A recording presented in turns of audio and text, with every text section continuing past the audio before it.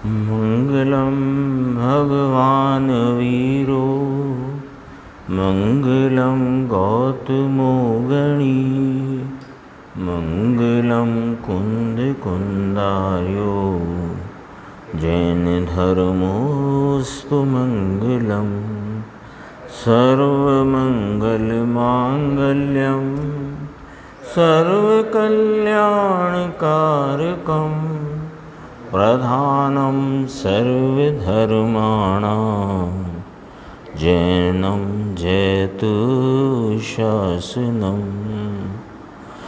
नमः समय साराय स्वानुभूत्या चकासते चित्स्वभावाय भावाय सर्वभावांतरेच्छिदे।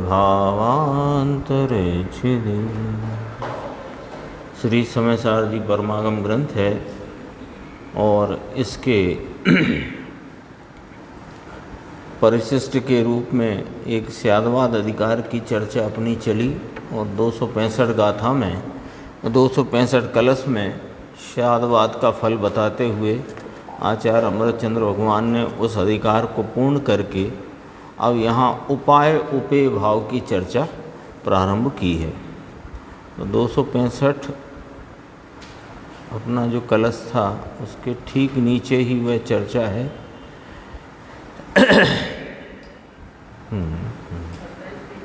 हाँ, पेज नंबर 29 पे है। हाँ, यहाँ से दोबारा पढ़ते हैं अपन, कल थोड़ा पढ़ा था, दोबारा से लेते हैं। इस प्रकार स्यादवाद के विषय में कहकर अब आचार्य देव उपाय उपेय भाव के संबंध में थोड़ा कहते हैं। अब इसका माने ज्ञान मात्र आत्मवस्तु का उपाय उपेय भाव विचारने में आता है। ज्ञान मात्र आत्मवस्तु उसको यहाँ सीधा आचार्य भगवान ने कहा इसका। क्यों कहा कि ये सारी चर्चा स्यादवाद अधिकार में कह दी है कि अनेकांत स्वरूप जो वस्तु है वह अनेक धर्मों को, अनेक गुणों को, अनेक शक्तियों को धारण करता हुआ भी ज्ञान मात्र भाव को छोड़ता नहीं है। इसलिए उसे ज्ञान मात्र आत्मवस्तु कहना वह निर्दोष कथन है और प्रयोजन के लिए सीधा कथन है। तो इसलिए कहा कि ज्ञान मात्र आत्मवस्तु का उपाय उपेय भाव विचार करने में आता है।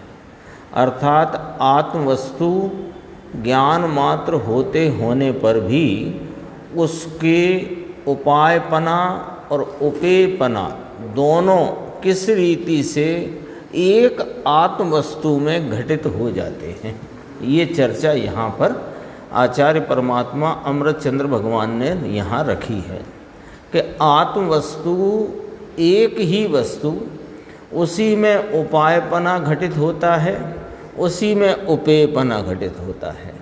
उपेय यानी कि प्राप्त करने योग्य, और जिससे वह प्राप्त किया जाए वह उपाय है। तो उपेय है यह आत्मवस्तु की परिणति में पर्याय अवस्था, दशा, हालत, पर्याय, उसमें परिपूर्णता की प्राप्ति, इसका नाम है उपेय भाव।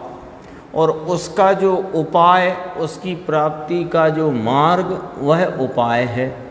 तो कहते हैं कि उपाय और उपेय दोनों भाव एक वस्तु में किस रीति से घटित होते हैं उसका यहाँ विचार करते हैं। तो यहाँ से चर्चा प्रारंभ हुई। हाँ, साधन भी स्वयं है, साध्य भी स्वयं है। तो इसमें साधक भाव की और साध्य भाव दोनों का एक ही वस्तु में कैसे घटित होते हैं, यानी कि भिन्न साधन साध्य का निषेध है। मूल बात ये है, भिन्न साधन साध्य का निषेध है। भिन्न वस्तुओं में निमित्त पने का आरोप है, सहचारी पने का आरोप है, लेकिन वे साधक भाव को प्राप्त नहीं हैं। साधक भाव तो आत्मवस्तु में ही और साध्य भाव भी आत्मवस्तु में ही घटित होता है। इसकी चर्चा कल अपन ने प्रारंभ की थी। देखो, आत्म वस्तु को ज्ञान मात्र पना होते होने पर भी उसको उपाय उपेय भाव, उपाय उपेय पना है ही, हाँ है ही।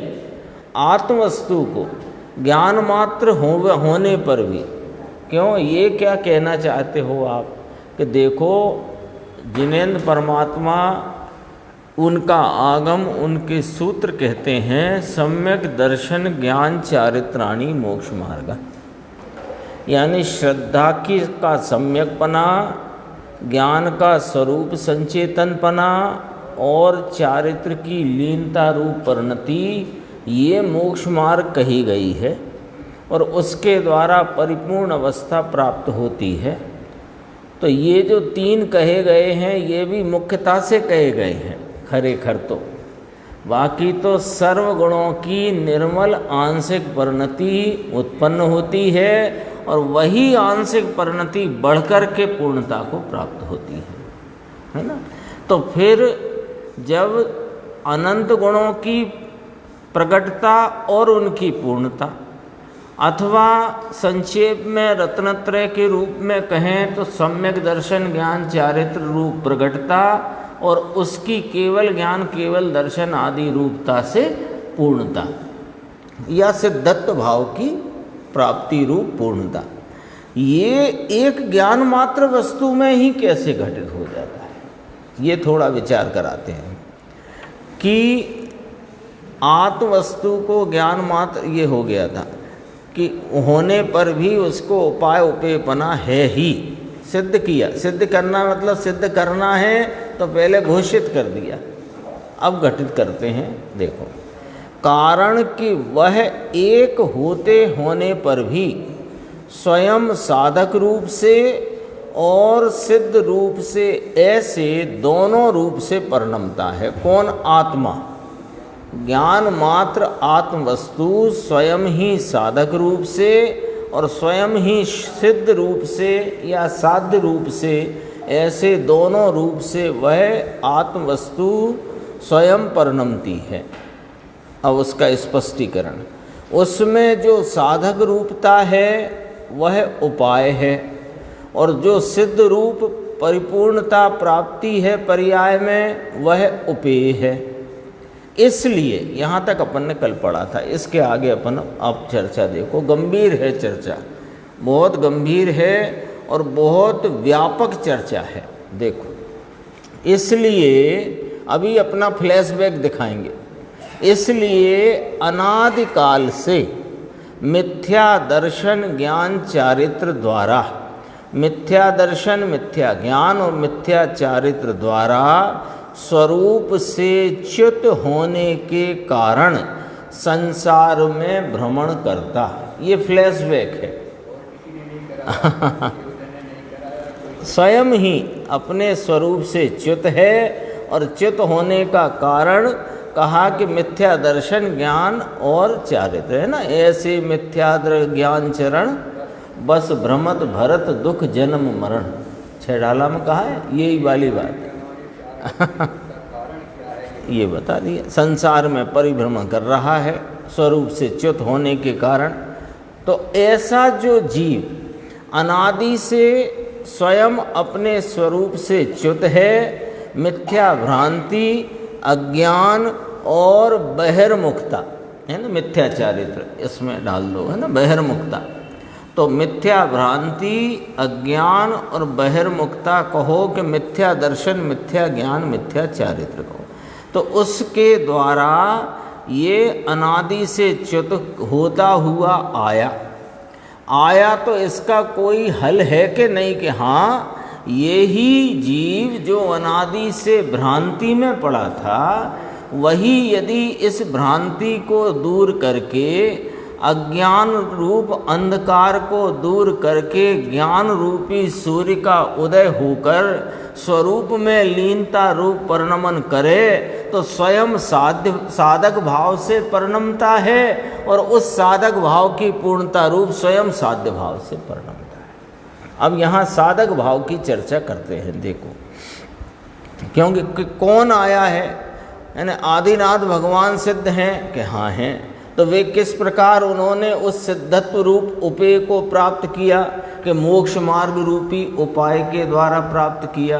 तो उसके जब उपाय नहीं था उनकी परिणति में, तब वे क्या थे कि तब वे भी अपने स्वरूप से च्युत होकर मिथ्या दर्शन, मिथ्या ज्ञान, मिथ्या चारित्र के कारण वे संसार में परिभ्रमण करते थे। सब जीवों की यही दशा है, सबकी।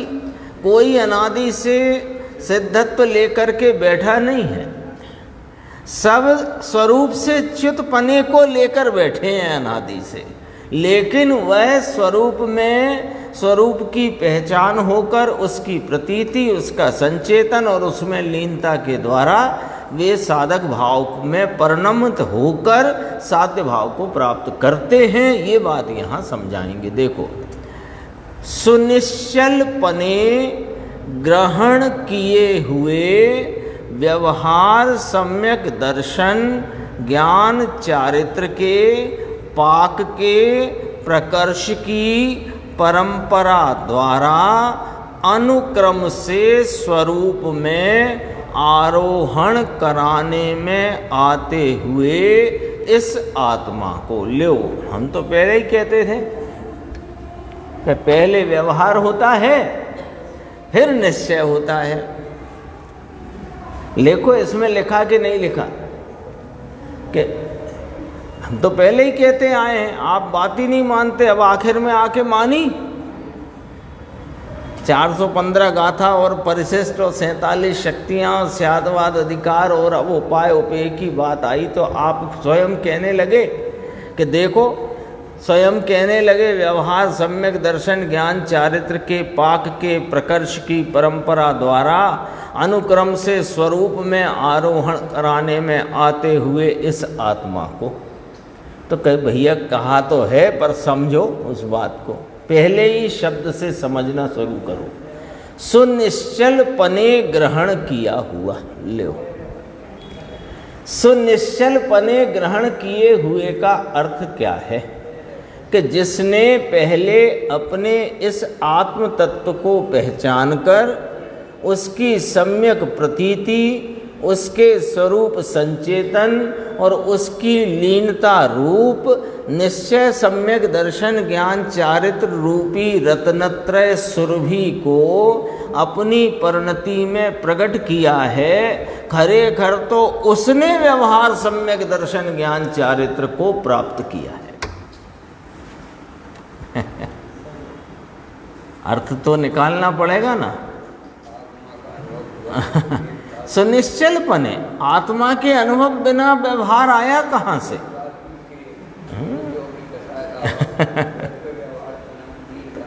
तो कहाँ से आया वो है? कहते हैं सुनिश्चलपने ग्रहण किया हुआ। इसका अर्थ क्या? यानी सच्चे देवगुरु शास्त्र की श्रद्धा हमको है, शास्त्रों का ज्ञान है और व्रत आदि की हमारे विकल्प रूप वृत्ति है, कषाय की मंदता है, तो व्यवहार सम्यक दर्शन ज्ञान चारित्र तो हमारे प्रकट हो गया कि ना ना ना, आगम तो ऐसे नहीं कहता है, आगम ऐसे नहीं कहता है व्यवहार सम्यक दर्शन ज्ञान चारित्र।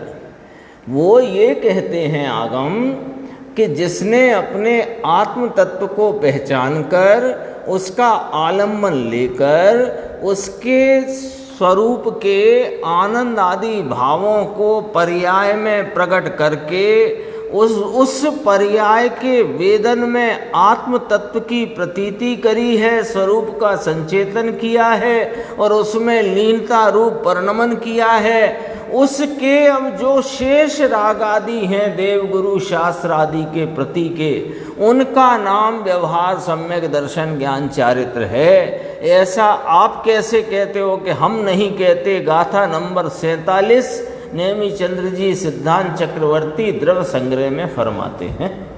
बोलो कहा है कि नहीं कहा कि दोनों प्रकार के मोक्ष मार्ग ध्यान में प्रकट होते हैं।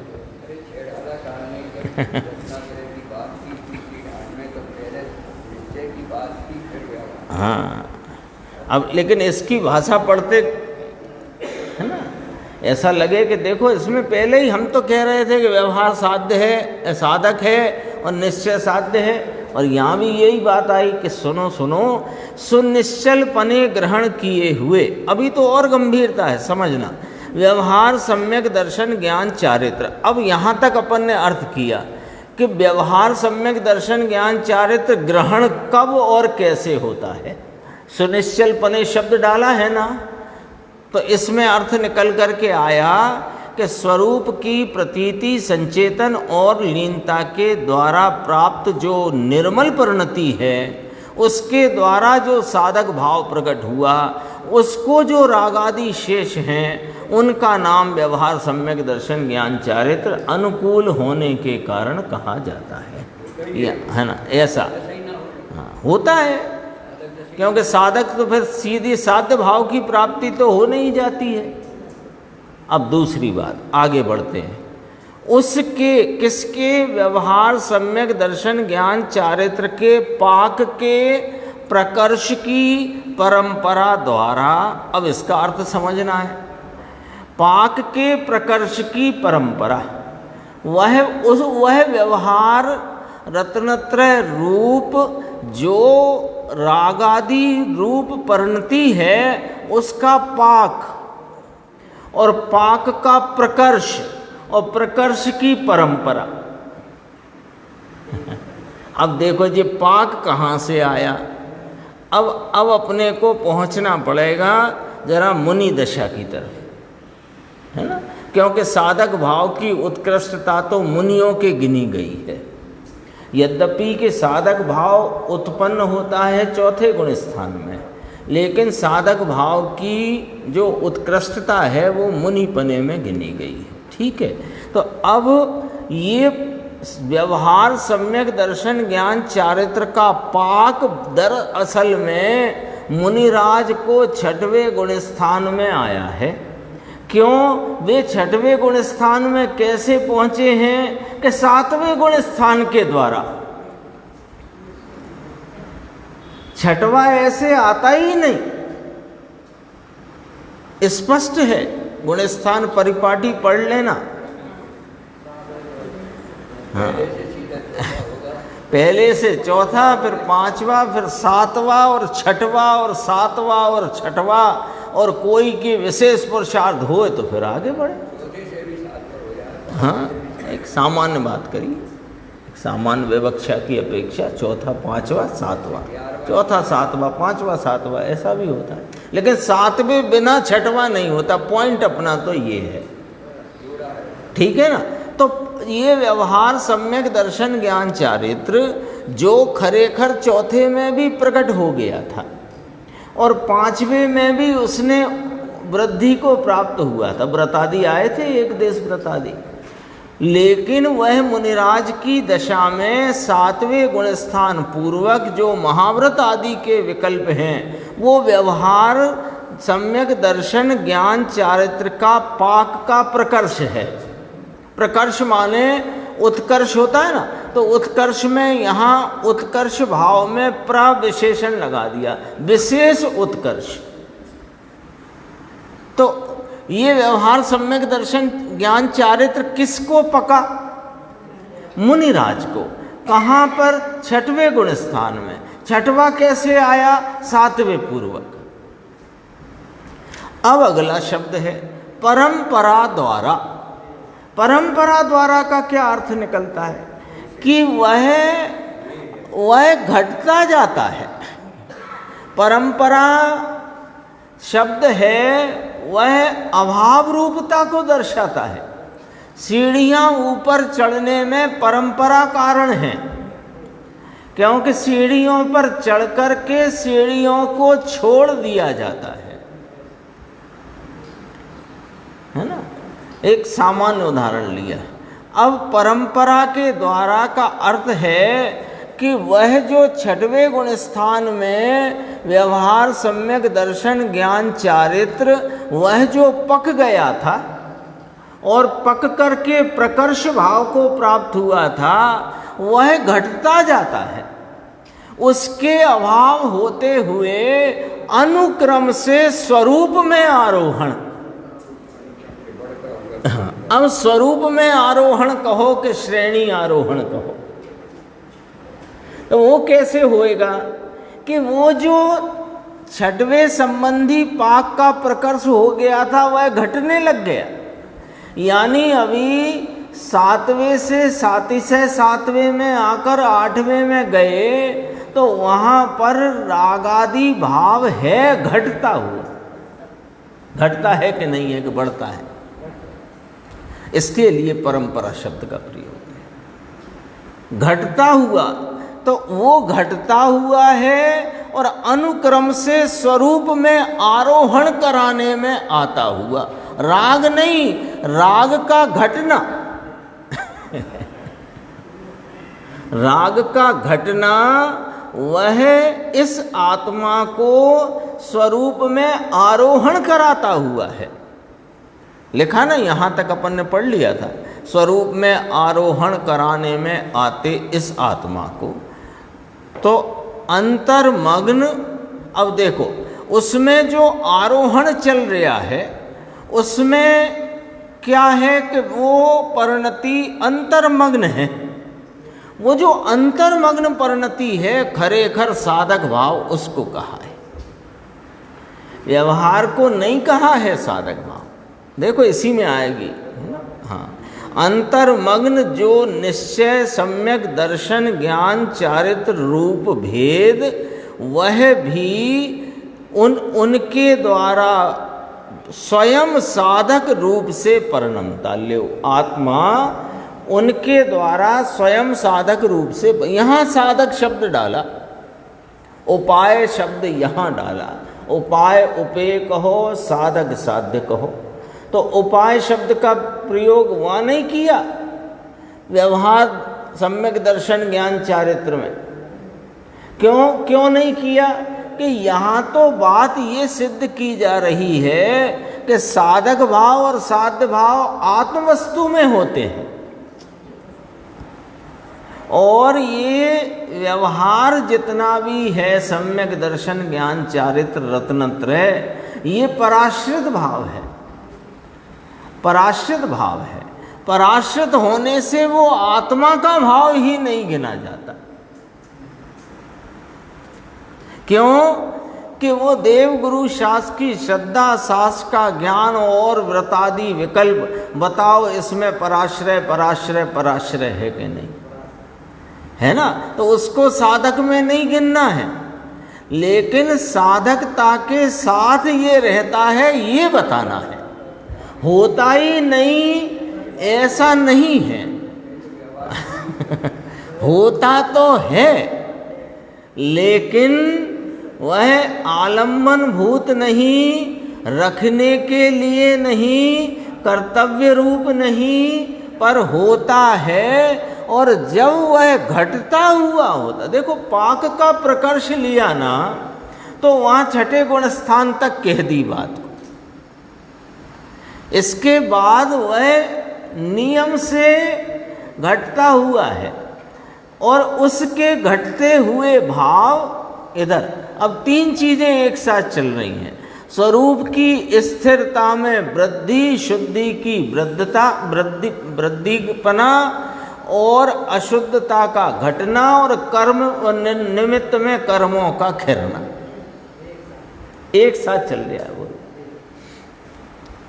एक साथ तीन घटनाएं हैं। तो अब अपने सामने तीन चीजें हैं, निश्चय रत्नत्रय रूप साधक भाव, साथ में रहा हुआ व्यवहार रत्नत्रय रूप एक राग भाव अशुद्ध, और निमित्त में कर्म। तो कर्म तो वे खिर रहे हैं सो उनमें ही खिर रहे हैं, बस अपन ने उसको समझ लिया, क्योंकि आगे कर्म 6 की बात कहेंगे, है ना। और जो अशुद्धता घट रही है तो शुद्धता बढ़ रही है, ऐसी व्यवस्था है, ऐसी व्यवस्था है। दूध औंठने रखा है तो दूध में जितना पानी है वो दूध है कि दूध की अशुद्धता है। तो वह जो पानी घट रहा है त्यों दूध की शुद्धि यानी दुग्धत्व उसमें बढ़ रहा है। बहुत गजब का अर्थ है इसमें। ये तो गुरुदेव श्री ने खोला, अपन पढ़ेंगे तो सब स्पष्ट होएगा। क्या है कि बड़ा है ना मैटर, नहीं तो अपन सीधा भी जा कर के 55 नंबर पेज खोलेंगे तो मिल जाएगा, लेकिन फिर ये वो क्रम से नहीं मिलता ना। तो एक बार क्रम से अपन पूरा पढ़ लें, फिर उधर से पढ़ेंगे। आगे बढ़ते हैं। देखो, वे उनके द्वारा साधक रूप से परिणमता, साधक शब्द यहाँ लिया, तथा अब क्या हुआ, वो साधक से क्या प्राप्त हुआ कि साध्य भाव, तो उसकी चर्चा। परम प्रकर्ष की हद को प्राप्त रत्नत्रय की अतिशयता से प्रवर्तता हुआ, जो सकल कर्म का क्षय। आ गया परम, वहाँ पाक का प्रकर्ष लिया था, यहाँ जो स्वरूप लीनता है ना, जो स्वरूप रमणता रूप निश्चय रत्नत्रय है, उसके साथ परम प्रकर्ष लिया। और परम प्रकर्ष कह के उसकी भी हद को प्राप्त। उसकी हद क्या है? साधक भाव की हद क्या है कि साध्य की प्राप्ति हो जाए, वहां तक हद है साधक की। ये चर्चा वहाँ से अपन मिलान कर सकते हैं। 2-3 बार अपनी हो गई। शुभ भाव में शुद्धता का अंश गर्भित है, तो वहाँ ऐसा क्यों चर्चा कही कि यथाख्यात चारित्र जो है वो बढ़ कर के प्राप्त होता है। तो जो बढ़ता है वो नहीं होएगा तो क्या बढ़ कर के यथाख्यात आएगा? तो शुद्धता है ना वहाँ, वो शुद्धता ही बढ़कर चारित्र के भाव में परिणमित शुद्धता बढ़ती हुई वह पूर्णता को प्राप्त होती है, यथाख्यात भाव को प्राप्त होती है। तो वो बढ़ती हुई है ना, तो बढ़ती हुई उसकी कोई हद है कि नहीं, कि ये ही हद है उसकी कि वो बढ़ते बढ़ते पूर्णता को प्राप्त हो जाए। तो बढ़ने की हद इतनी तो है।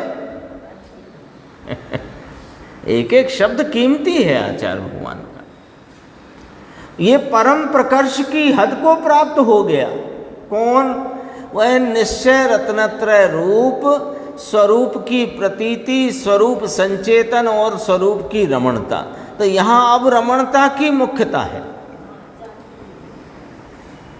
जब चौथे गुण स्थान में साधक भाव प्रगटा था, वहाँ प्रतीति की मुख्यता थी। अब जो है यहाँ रमणता की मुख्यता है। तो रमणता रूपी जो निश्चय भाव है, जो स्वरूप की रमणता का आनंद रूप भाव है, वो परम प्रकर्ष की हद को प्राप्त। हद माने क्या? मर्यादा। तो क्या मर्यादा है इसकी?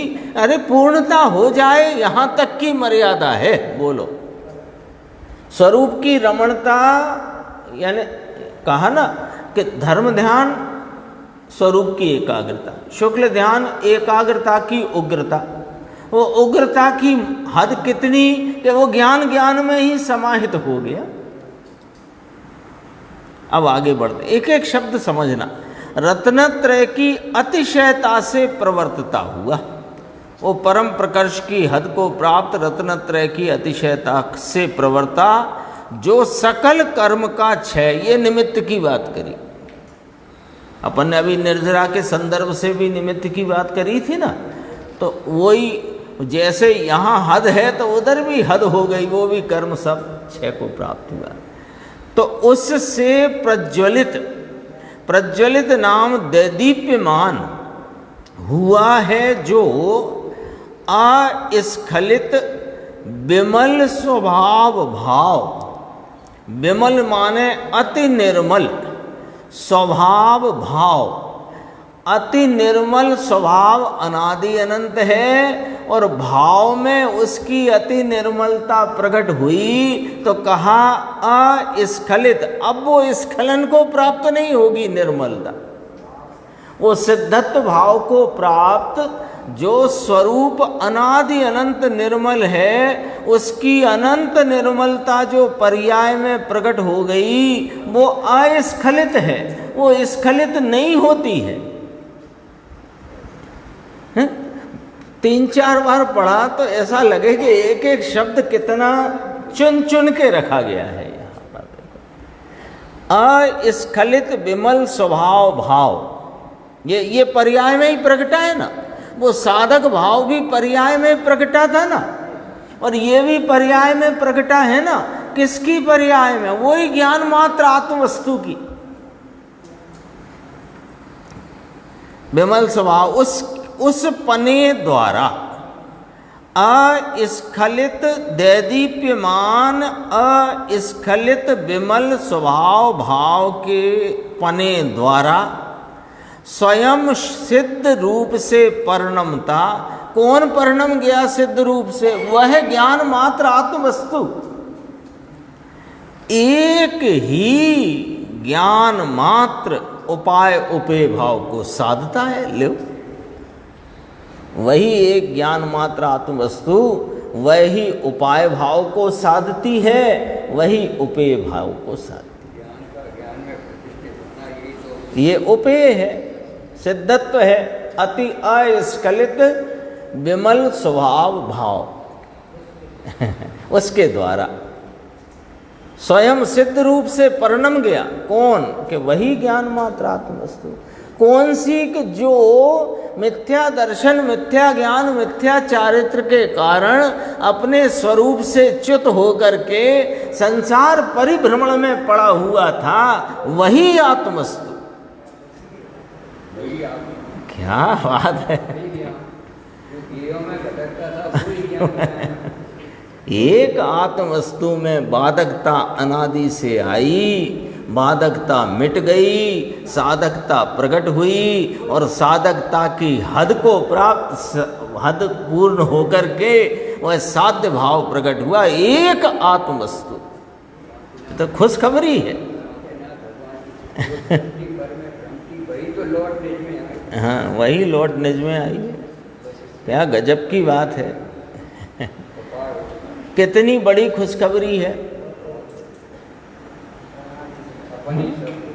आदिनाथ भगवान, महावीर भगवान, शांतिनाथ भगवान, कुंथनाथ भगवान, मुनि सुब्रतनाथ, पद्म प्रभु भगवान और अनंत सिद्ध, वे सबके सब मिथ्या दृष्टि थे।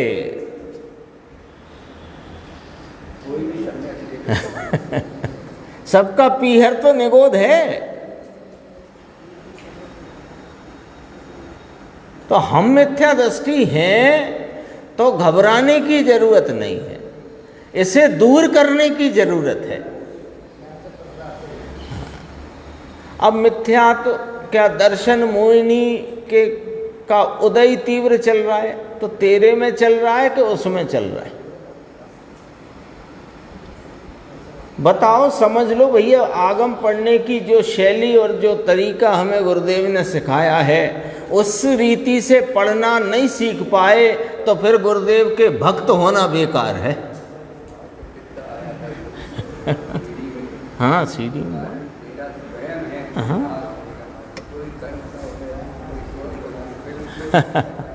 और करे, कोई कर सकता नहीं।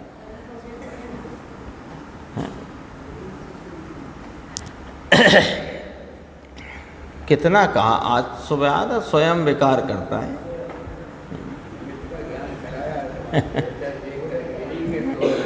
ये तो सच में कायरता की निशानी है और निमित्ताधीनता की दृष्टि भ्रांति का सूचक है कि कर्म का उदय तीव्र है इसलिए मुझे धर्म की प्राप्ति नहीं होती। गलत बात है। धर्मी विद्यमान है और जो पर्याय धर्म को प्राप्त कर सके वो हर समय वो पर्याय विद्यमान है। पंडित जी ने लिया है उदाहरण, जब नदी का बहाव मंदा पड़े तब होशियार लोग नदी पार कर लेते हैं।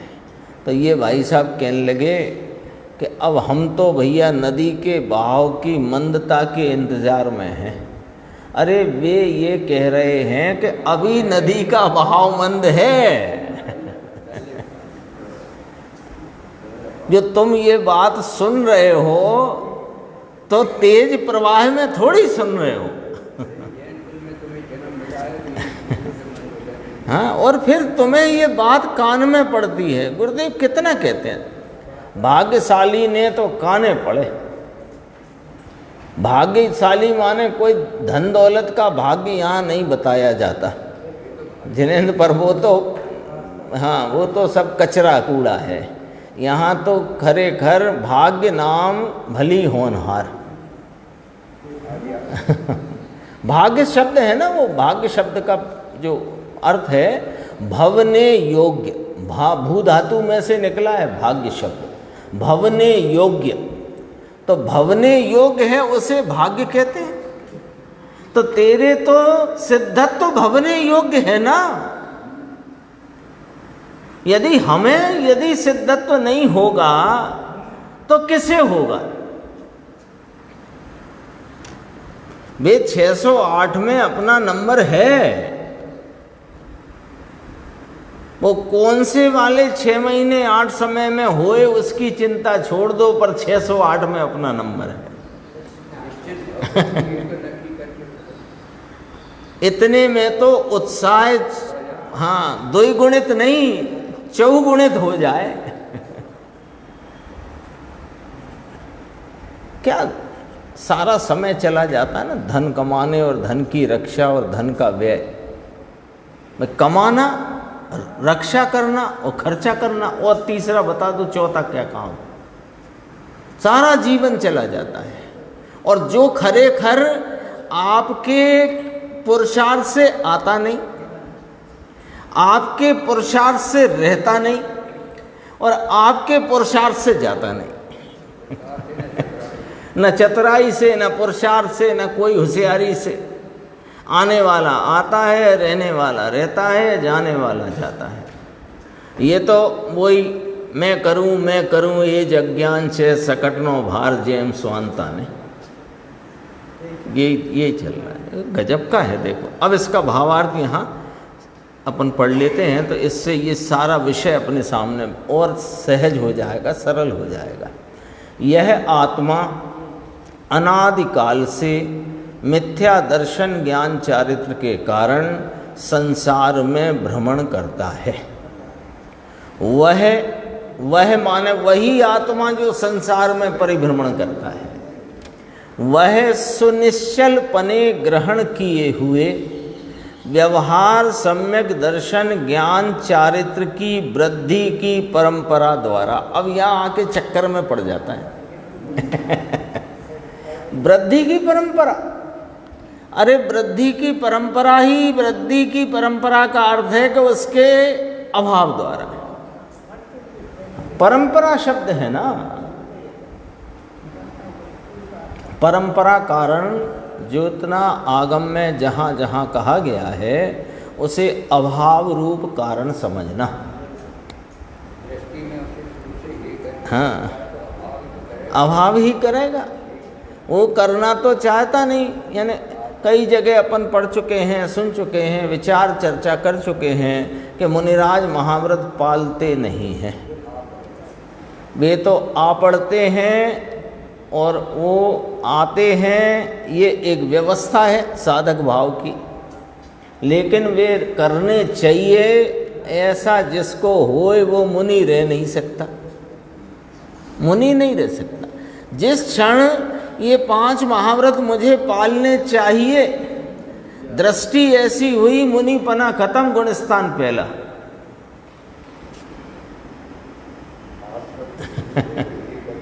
इसलिए गुरुदेव श्री ने 4 शब्द दिए हैं। अनादि से इसको राग आदि से एकत्व है, स्वामित्व है, कर्तृत्व है और कर्तव्य है। और एक साथ इस चैतन्य भगवान से एकत्व करते चारों छूटते हैं। स्वामित्व भी छूटता है, एकत्व भी छूटता है, कर्तृत्व भी छूटता है, कर्तव्य भी छूटता है। और जब ये चारों छूटते हैं वहाँ वास्तव में साधक भाव का मुहूर्त होता है, उद्घाटन होता है। देखो अभी इसमें क्या कहा।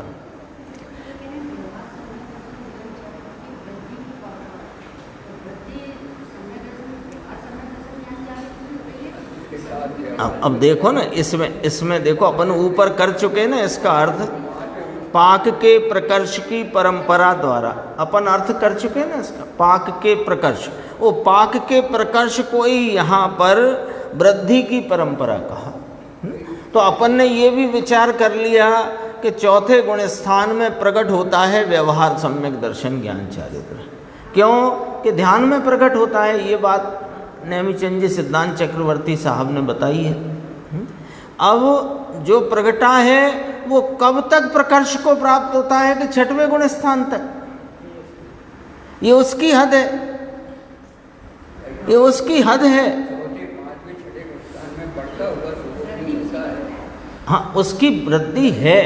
तो अब जब वो वृद्धि को प्राप्त होता है तो सातवां गुण स्थान प्राप्त हो चुका होता है, और जब वो घटना शुरू होता है तब साथ से सातवें गुण स्थान से आगे बढ़ करके अनुक्रम से आरोहण करते हैं, तब वो घटता हुआ है। तो परंपरा शब्द डाला, तो वृद्धि कहाँ तक की गिनना कि छठवें तक की उसकी मर्यादा है, वहाँ बढ़ने तक की, इसके बाद बढ़ ही नहीं सकता। अरे हजारों साल रहेगा छठवां गुण स्थान, रहता है कोई, हाँ आदिनाथ को रहा तो हजारों वर्ष रहे भले, लेकिन वो प्रकर्ष को प्राप्त है। और अब तो जिस समय स्वरूप स्थिरता इतनी बढ़ गई कि लौट के छठवें में नहीं आए तो घटना ही घटना है, तो उसे वो वृद्धि की परंपरा शब्द डाला। यानी गुरुदेव ने कहा कि ये ऐसी चर्चा है कि तकरारिया लोगों को तो इसमें तकरार करना है बस। हाँ, वो तो खुले हृदय से सर्व आग्रह छोड़कर मूल बात को पकड़ने की जिसे जिज्ञासा है उसे सारा अर्थ बिल्कुल कांच की तरह समझ में आएगा। और अन्यथा सदगुरु कहें सहज का धंधा और वाद विवाद करे सो अंधा।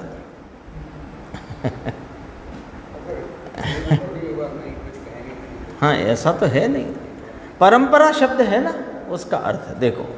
अनुक्रम से स्वरूप का अनुभव जब से करता है तब से ज्ञान साधक रूप से परिणमता है, कारण कि ज्ञान में निश्चय सम्यक दर्शन ज्ञान चारित्र रूप भेद अंतर्भूत हैं। यहाँ क्या समझाना है कि ज्ञान मात्र जो आत्मवस्तु है वो ज्ञान मात्र आत्मवस्तु में श्रद्धान की सम्यक पने के, ज्ञान के स्वरूप संचेतन के, चारित्र रूपी रमणता आदि आनंद वीर्य सब के भेद उसमें अंतर्भूत है। निश्चय सम्यक दर्शन ज्ञान चारित्र की शुरुआत से लेकर के स्वरूप अनुभव की वृद्धि करते करते, वृद्धि तो स्वरूप अनुभव की है, तो स्वरूप अनुभव की वृद्धि करते करते जहाँ तक निश्चय सम्यक दर्शन ज्ञान चारित्र की पूर्णता ना होए हद को पाक परम प्रकर्ष की हद को पामेला, उसका अर्थ आ गया। उसी का ही अर्थ है, सरल भाषा करके यहाँ रखा है। वहाँ तक ज्ञान का साधक रूप से परिणमन है। जब निश्चय सम्यक दर्शन ज्ञान चारित्र की पूर्णता से निमित्त में समस्त कर्म का नाश होता है अर्थात साक्षात मोक्ष होता है, तब ज्ञान यानी ज्ञान माने आत्मा सिद्ध रूप से परिणमता है। क्योंकि यहाँ आत्मा का नाम ज्ञान रखा, ज्ञान मात्र आत्मवस्तु, कारण कि उसको अस्खलित निर्मल स्वभाव भाव प्रगट दैदीप्यमान हुआ है। इस प्रकार साधक रूप से और सिद्ध रूप से दोनों रूप से परिणमते एक ही ज्ञान यानी एक ही ज्ञान मात्र आत्मवस्तु, उसको उपाय उपेपना वह आत्मवस्तु साधती है। ये चर्चा यहाँ हो गई। और भी है, हाँ 30 नंबर पे देखो और है, हाँ इसमें और स्पष्टीकरण करते हैं।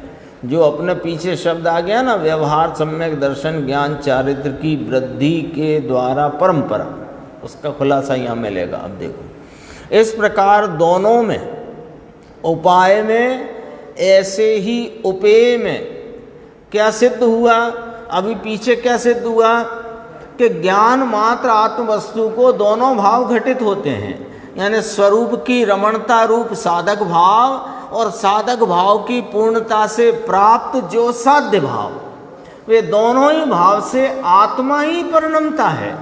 आत्मा यहाँ ज्ञान मात्र आत्मवस्तु के नाम से संबोधित किया गया है, क्योंकि उस ज्ञान मात्र भाव में सभी भाव अंतर्भूत हैं। अब देखो क्या कहना है, यहाँ थोड़ी बात गंभीर कहना है कि उपाय में ऐसे ही उपेय में ज्ञान मात्र का अनन्यपना है, अर्थात अन्यपना नहीं है। लो, अपने सामने पूर्व की चर्चा में 3 बातें आई कि ज्ञान मात्र आत्मवस्तु जो है वही साधक भाव से परिणमती है, वही वस्तु साधक भाव की पूर्णता से परिणम करके साध्य भाव से परिणमती है। तो एक ही वस्तु साधक भाव परिणमती है, वही वस्तु साध्य भाव परिणमती है, वही उपाय रूप परिणमती है, वही उपेय रूप परिणमती है। उसके अनन्यपना है। अनन्यपना है माने अन्य अन्यपना नहीं है, यानी साधक भाव अन्य होए और साध्य भाव अन्य होए, ये बात की सिद्धि नहीं होती है। अन्यपना सिद्ध नहीं होता है।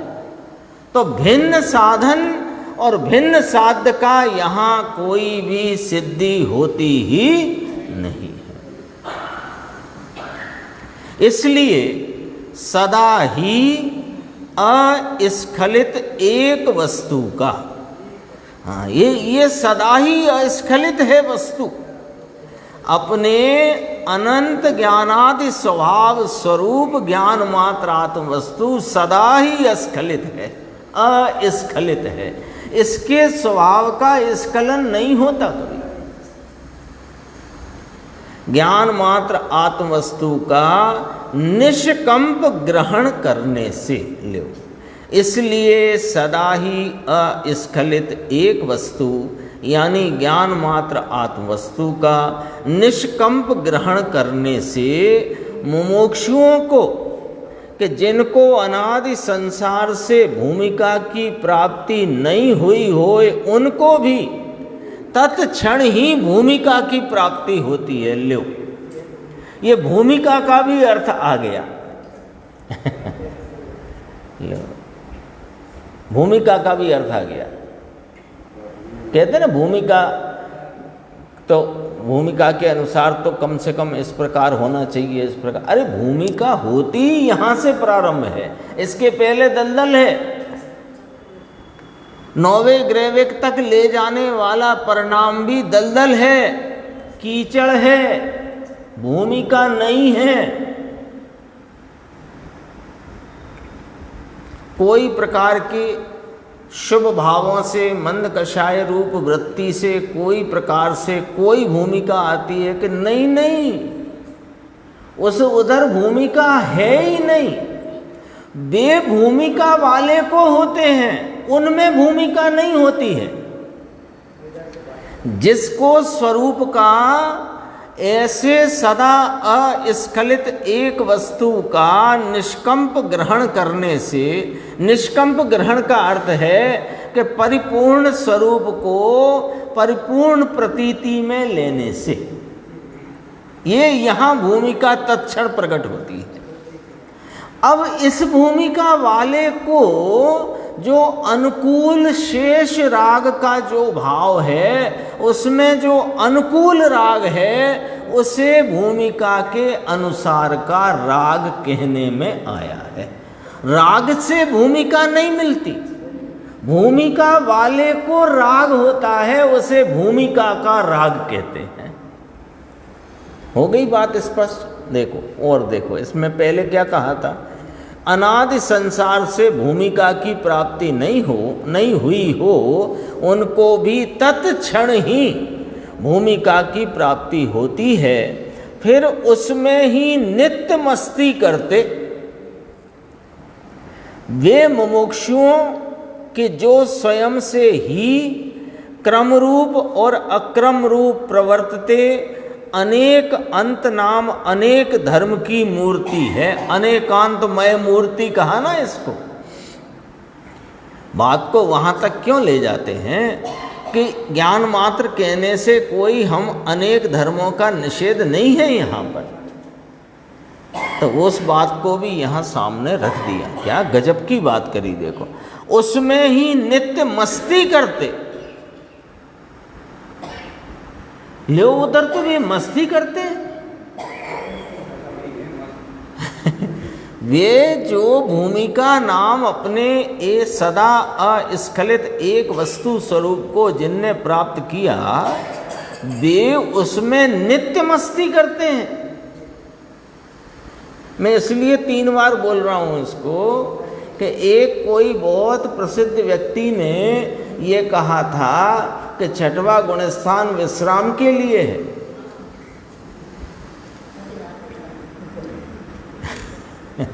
तो विश्राम तो वो करता है जो थकता है। कौन करेगा विश्राम? जो थकेगा। तो ये तो स्वरूप के आलम्बन में मस्त रहते हैं, अरे थकते नहीं हैं। पुरुषार्थ ढीला हो जाता है इसलिए छठवें में आते हैं, विश्राम के लिए नहीं आते। और वहाँ आते ही तुरंत वहाँ से छोड़ने का कार्य शुरू हो जाता है, तत्क्षण। बहते नहीं है उसमें।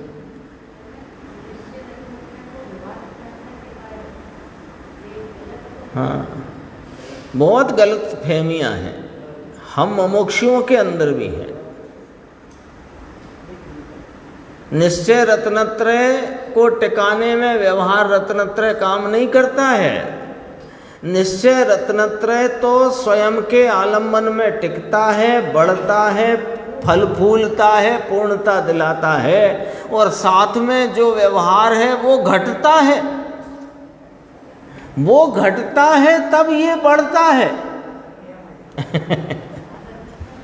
ये इसका अर्थ गुरुदेव ने निकाला, परम पाक के प्रकर्ष की हद ने पामेला, और पाक के प्रकर्ष की को प्राप्त व्यवहार। तो व्यवहार का पाक कहाँ प्रकर्ष को प्राप्त हो गया कि छठवें में।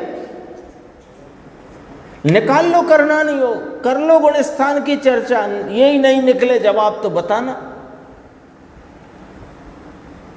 बता दो छठे से आगे कौन सा व्यवहार रत्नत्रय बढ़ता हुआ है। अभी है राग, 10वें तक बंद है, 12वें के प्रारंभ तक वहां बहुत सूक्ष्म राग है,